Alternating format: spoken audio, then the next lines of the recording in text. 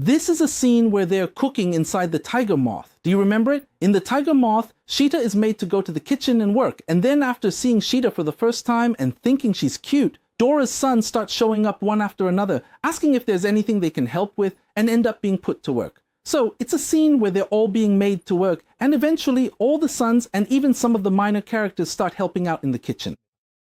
So what is Sheeta thinking at this moment? The thing is, they don't show Sheeta's expression here. Hayao Miyazaki does this.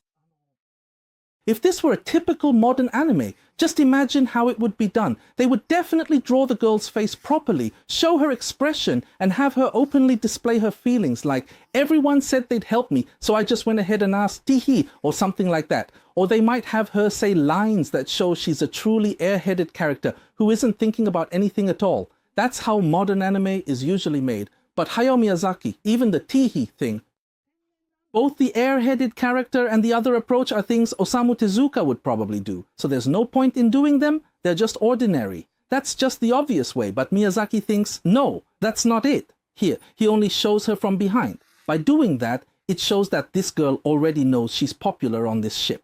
That's exactly why. She keeps asking that guy to do one job after another, but she doesn't ask Pazu to do things for her. Why? Because he's the man she's fallen for. She doesn't boss around the man she likes, she wants him to like her. She only bosses around the guys she doesn't care about, and that's exactly what she's doing here.